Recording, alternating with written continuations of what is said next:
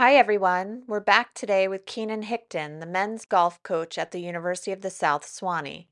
Before we dive into today's conversation, I wanted to start with a reflection of my own, something I've been thinking about a lot as a former college coach and now as someone who works closely with families every day. It's about trust, communication, and one of my biggest coaching regrets. I hope it sets the stage for the conversation that follows.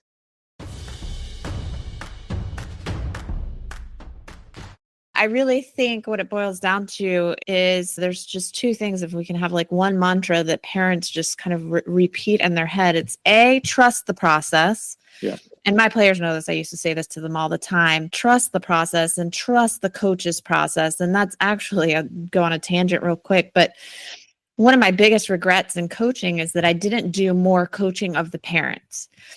I was incorrectly Operating. under the assumption that if I distanced myself and created a wall between myself and the parents, that would be better for my players. And that would allow me to coach them better and cleaner without all of that noise. And actually, in looking back, I think the better way to have handled that situation would have been to do some meetings with parents and talk about my process and to talk about my expectations for them as parents and to teach them how to support their players, because there's no way you can separate the parents from the players. Like, we definitely had team meals where I said no parents, because I was concerned that a parent was going to sit down next to their child and mess up the whole plan or destroy the confidence that I had built in this player for X amount of months or years in one comment sitting at dinner. So there were definitely meals where I'm like, this one is a team only meal. And then again, in retrospect, I really think that if I had done some coaching, I could have prevented some of that. Now, honestly, sometimes our efforts, they're all in vain. Like we can't change everyone, right? But I think that all of the parents that I coached over the years were really willing to learn and wanted to support their kids in the best way possible. And I think they would have appreciated having a little bit of coaching from me. So anyways, all that to say, I would say trust the process. And trust the coach, whether or not they're an A coach, A minus coach, B plus coach, B coach. Average coaches, they can do better, but if they're learning, trust the coach, right? Yeah. They're not going to be perfect. Again, they're not making that much money. And their intention is the best. They are coaches because they love the game. They love molding young people. They love being out there with your child. Like, trust the coach. Those are the two mantras: trust the process, trust the coach. Then it would make it so much better for not only for us as coaches, but would make it so much better for their kids. It would make it so much better. I think that's spot on. And I'm curious what it might have looked like if you went back in time and changed that approach. I would probably challenge whether or not it would have been as successful as you might have dreamt of changing that, because I think it's hard. And I do think, especially at Emory and at Sewanee, we've been blessed with tremendous parents by and large. But it's a difficult proposition. I think it's hard to fight that incredible love they have and blindness and love that they have for their own child and kid. And, I've just seen that so many different ways from the time I was 10 years old. It's hard to coach someone that's blind, I would say. Yeah, I agree. I mean, do you have this romanticized notion of how I could have done everything better, but we'll never know. Shoulda, coulda, Never woulda, know. right? We'll Yeah. never know. I can only do what I'm doing now. And I, do believe passionately in what I'm doing now. And I hope these conversations that we're having, I hope that parents find them useful and helpful. And there's a lot of things to think about. But let's talk about your parents for a minute. What was the most helpful thing that your parents did to support you as a two-sport athlete, picking up golf later? I mean, you said before they were athletes. Not all parents that were athletes, especially at a high level like yours were, college athletes, not all of them are willing to trust the process or trust the coach also. So sometimes it's better, ignorance is bliss, right? Sometimes it's better not to know a lot. So what was it? What was the one thing that your parents did, or how did they support you that really led you to your spot today? Yeah, I would say a lot of trust for the coaches. I mean, I was lucky. I was also the version 4.0. So, I was the fourth child. And I think they learned from things they did right and wrong. And they also they would to say they learned from watching other parents and being like, oh my gosh, I hope we never do that to our kids someday. So I think I was very lucky, first and foremost, that they let me choose. I mean, they let me switch from hockey to basketball because I loved it more. They let me switch again from basketball to golf because I loved that more. Once I found out I wanted to play golf, I was very last minute. I was signing up for tournaments at the last minute. I can tell you the best example was my younger brother was doing the same thing. He played college golf at Rochester, and we were in South Carolina for Thanksgiving because we were going to ditch Thanksgiving to play a college recruiting golf tournament. And we thought the tournament was Friday, Saturday, Sunday of Thanksgiving. And it was in Myrtle Beach, about 3 or 4 hours away from where we were staying. And we realized on Wednesday evening that the first round of the tournament was actually on Thanksgiving, Thursday morning. And we were so scared to tell our parents about how that turkey that was literally in the oven was probably going to be useless tomorrow because we need to start driving like right now to Myrtle Beach. And, you know, the best thing I can say, we literally waited an hour to tell them, which was wasting precious time. And the reaction was, well, let's get in the car and go. You know, it's like, we got to do it. You know, so I think parents don't get enough credit sometimes for the ends of the world they go to just go make things happen. And I think that was an incredible story that probably demonstrates more so than any lesson I could say as to how unconditional my parents were, I guess, in the support of my adventures. And then I would say that they are bright people. They are, especially my dad is a good golfer. And I would say he is a candidate for someone who does know more than a lot of coaches and certainly knows more than a C coach or a D coach. But he went through great lengths to trust the process and trust the coach. When I laughed at your comment earlier, it's really funny when a parent needs educating or is someone that's trying to break up the play when they have no background. But you've actually coached parents that have played professional tennis. And I have certainly coached players that their dad played college golf. And these parents actually may be more qualified on a certain subject, or, you know, they are qualified to have a conversation about the subject. But their opinion is sometimes actually not the worst opinion, but it's the most negatively consequential opinion. And it's not their fault. It's just because they just missed the private conversation we had at 8 a.m. pumping the person up with confidence because that's what we know they needed because we've been with them every day for 3.5 years. And their parent that knows a lot about the sport thought they needed to be brought down right now. And they might be right, but they don't have the context that we have. And they also don't know that they just undermined our process completely at the most important time. So back to the subject, my dad was very qualified to speak on the game of golf, but very intentionally, he had to work hard on himself, I would say, to do this. And it wasn't because I asked him, told himself to trust the process. And I would say I'm extremely grateful for that, and in ways that I didn't understand as a player. But I'm grateful for that the more I get older. Yeah, and you know what? It's funny because the player that you referenced, whose parent was a professional tennis player, he did the same. He was very intentional about standing back and just letting his daughter do her thing and allowing me to coach his daughter. Now, when I was coaching his daughter, I can tell you, I was shaking in my shoes knowing that he was watching on the sidelines. I'm like, oh my God, what is he thinking? What is he in his mind? What is he saying that I've done wrong? You know?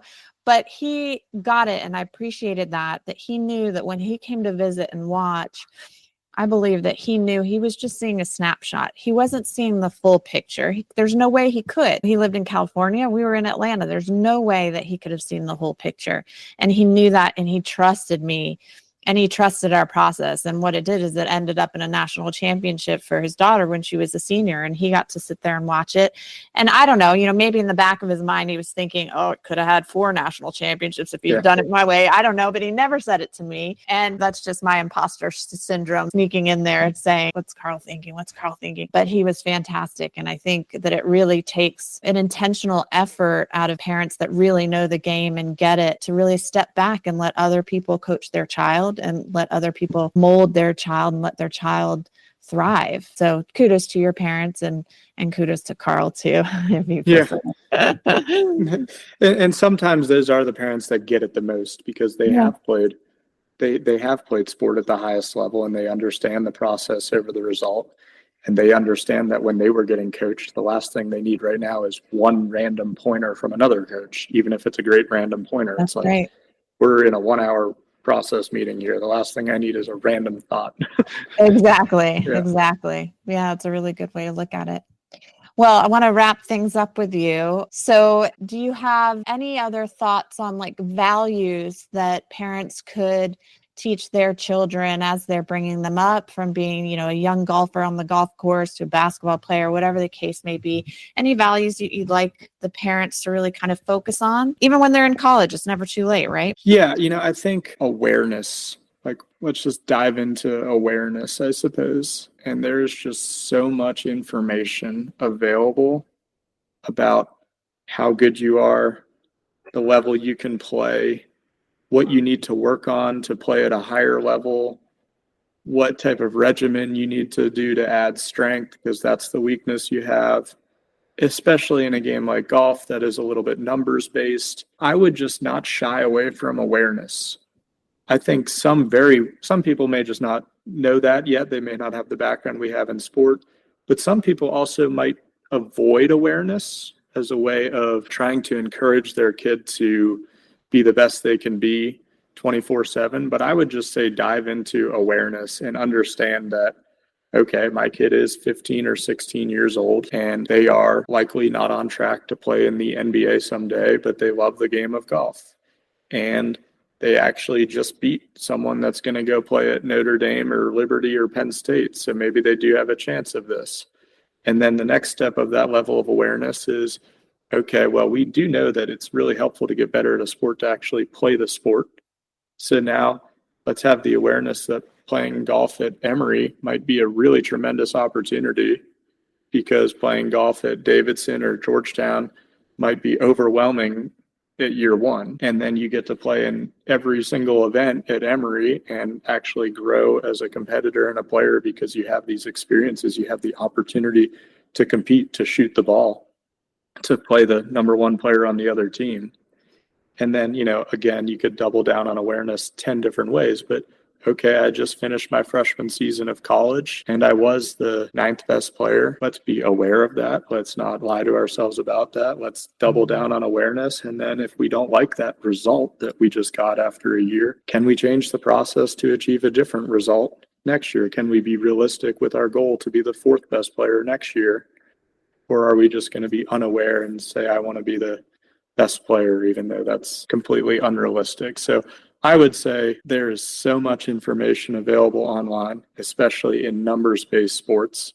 And I would really encourage parents and players to be aware. And I will add that confidence and humility are extremely important to me in a meeting, but I actually love awareness. And this may be a golf-specific thing. Maybe it's not. But I love when someone's in here and they're like, yeah, my teammate, from 2 years ago went to Auburn or Kentucky. Probably not going to beat him anytime soon. Be honest with you, coach. I'm just not going to beat him. He's probably going to play on the PGA Tour someday and make $30 million playing the game of golf. But, I also know some kids that went here and went here. I'm better than them. I kind of love a really aware kid and a really aware family. And that's why I'm jealous of these recruiting services and the support that you provide, especially as a former coach, because you know what coaches are looking for. And I just think it is one of the most important decisions you'll make in your whole life, whether you like it or not. So you might as well have knowledge and awareness on your side. I love that answer. I think that's a great answer. And I think too, when that awareness comes to fruition, I think it's really important for our student athletes and our parents to avoid the common pitfall of making excuses for a particular result. So if they finish 9th instead of 1st, let's not place blame anywhere. Let's look within. And that comes with that awareness. Like, that's positive awareness. It's like, okay, this is where I am. This is what I need to do to get to where I am, or where I want to be rather. And I own that. And I think that our student athletes that come to us and want to be recruited are deriving that value from their parents. No doubt about it. And the best athletes in the world do this even at the highest level. So, I mean, just to quadruple down on awareness, Tiger Woods is hosting the Hero World Challenge, and they asked him if he's going to play, if he's healthy from his injury. And he's like, I am not sharp enough to play with the best players in the world right now. I am training every day, but these are the 40 best golfers in the entire world. I am going to embarrass myself on my home golf course if I play golf tomorrow. Now, that's maybe the greatest athlete of all time, and certainly in the game of golf, saying that, but he still thinks he's going to win the US Open and the Masters next year. He's still a competitor. Right. But he's very aware of where his level is right now. And he knows he might shoot 82 tomorrow morning. And he's not going to sign up for a tournament if that's what he's going to do. He's not going to go to Auburn if he can't play there. I just think I could probably derive a million more examples of why I think awareness is a hugely important trait in athletics. Yeah, you said that so well. And I love that. Tiger Woods, he's not bowing out. He's just being realistic. He's just telling you like it is. And honestly, part of my job, a huge part of my job, is managing expectations and providing some realism to this college athletic search. Some of the reasons why families don't have that awareness is because they haven't done the research. They've only seen what they've seen on ESPN, and that's what they know exists. But if you do the research, you will gain the awareness, and you will realize that there are a lot of programs out there, like University of the South Sewanee Golf, where your child can be successful for 4 years and not only develop as a great competitor on the golf course, but develop as a great student and as a great person holistically. So do the research, gain the awareness, and that would be a value that you can provide to your child that they can take with them for life. Love it. All right. And hire Amy to help. Yeah. Absolutely. All right, Keenan, thank you so much for being here. Have a wonderful rest of your day, and we'll definitely be in touch. Sounds great.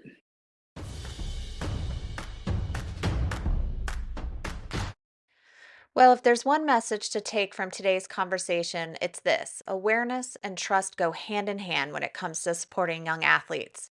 Whether you know the game inside out or you're just learning alongside your child, the most important thing you can do is give them the space to grow. Thanks again for listening, and I'll see you next time on Picking Teams.